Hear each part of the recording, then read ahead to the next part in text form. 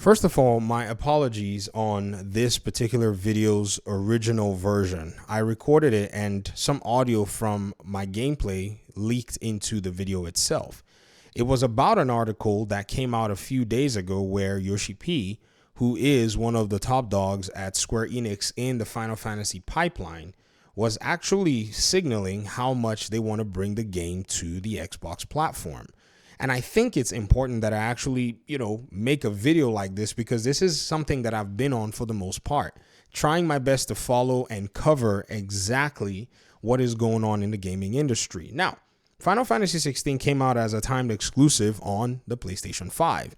It sold about 3 million copies. I've seen people defend and say that the 3 million copies that were sold at the time was actually okay for Square Enix. However, Square Enix themselves don't think so. They actually say that those sales numbers are below their expectations for profit. So in all reality, what the people who are defending the sales in the exclusivity window are actually, in a sense, telling Square Enix that Square Enix, you're lying. The amount of sales that we gave you guys should be enough for you. Now, take your bag and go home. You ungrateful publisher and development team. I'm just embellishing at this point. I'm just being silly. But you see the point, right? You see exactly where we are, how people will go ahead and defend anything just to be able to, in a sense, I don't know what it is, back up their beliefs or just admit that they were, wrong or mistaken or whatever it is. It's quite interesting at the end of the day that even Square Enix themselves want to go ahead and bring out a video game on a different platform after having the game, be an exclusive. In fact, I'm going to go ahead and show you the scenario where somebody was actually defending it. It was under some other post somewhere. I can't even remember where somebody posted something, about Microsoft wanting to know why developers choose PS5 over Xbox. I've seen a lot of reporting on this story, and a lot of people are misrepresenting the story and have not necessarily dug in deep. But to be honest, I'm not really bothered about what it is that they think. A lot of the, questionnaire is really directed at a very specific audience and is trying to achieve something very specific. This person said because they want to sell games and PlayStation didn't train and condition their users to avoid buying games. See, avoiding buying games is the flex. Always blowing your money on any game that you see because it's some company is not a flex, because financial savviness has been the age-old wise action that anybody could take in any time, in any civilization that we know. So please, let's not go ahead and do that. Now, somebody said they're not buying them either, and this is the realist said they're not buying them either. Shout out to Square and Concord. Well, this person threw out the numbers and said Square's sales numbers on PlayStation are okay. They consistently say all their games underperformed, including the multi-platform ones, so it's not a PlayStation issue.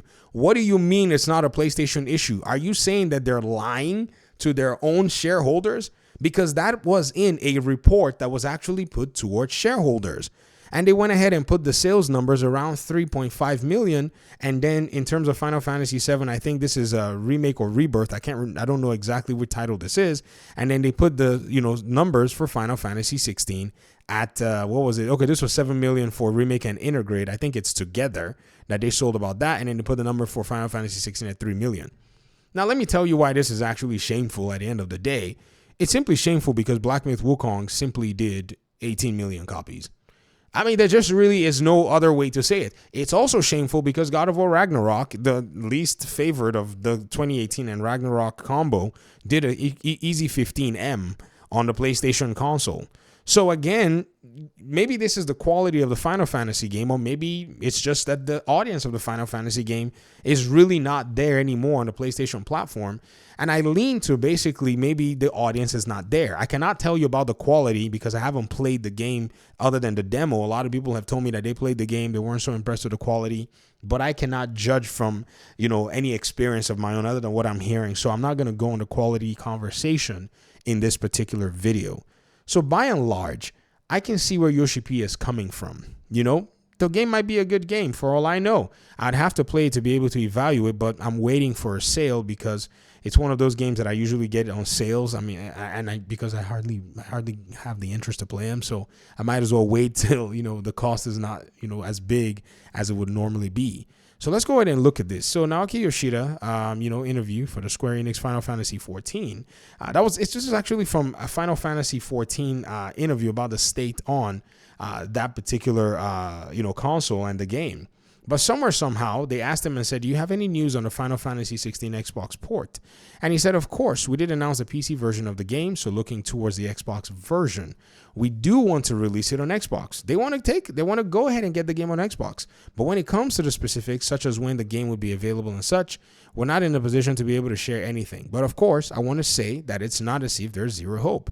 And we very much do want to achieve that, so players should not give up in terms of their hopes. I think they're continuing to say this because for the most part, they have, probably some kind of an agreement where they can't make much announcements until a certain time, but they want to continue to keep and string along the conversation so that that particular string doesn't snap and players forget about their game. The gaming industry is just way too saturated, guys. I can't imagine anybody in this time and age expecting that somewhere, somehow, they're going to leverage a platform where almost everyone is buying a platform to play Call of Duty and play Epic Games' Fortnite in order for them to be able to sell a single player game without having a wider reach and a wider audience. There just almost is no amount of money that makes sense for your brand, because at the end of the day, your brand is left alone to fend for itself. So I can see how they're basically using this as a signaling to kind of keep the Xbox players interested and those who may want to play their game. They still have to face a lot of the other titles, though, that are out here that are taking people's attention. And as this holiday is coming, there are going to be RPGs and action RPGs all over the place that people can leverage and play even on the Xbox platform. They don't really have to worry. If, some of them may not necessarily be Final Fantasy-like, but hey, you do have a bunch of games, available on the Xbox platform. And I think Xbox has just gotten to that point where they're going to no longer care if you're doing exclusivity or not, because there'll just be many games available for the people who are in their ecosystem that it no longer, will matter. And we're already starting to see that now. Final Fantasy 16 can be guaranteed to launch at, really interesting reception, maybe a cooler reception than it would have if it had launched day one. And already Square Enix understands this and they're moving away from exclusivity. So this is actually a good thing at the end of the day. But I digress. It's interesting to see how a lot of people jump on how the sales are okay, and then the publisher themselves are saying it's not okay, and then the publishers themselves are saying they want to come to Xbox, yet everyone is still making it seem like Sony made a good decision and Square Enix made a good decision when they actually decided to go exclusive, when we know that the only benefactor so far has been PlayStation, who's probably sold a few more consoles with the exclusivity because they spent a bit of money, but then took their God of War game to go compete with 16 on PC using the same launch window. Very interesting, turn of events.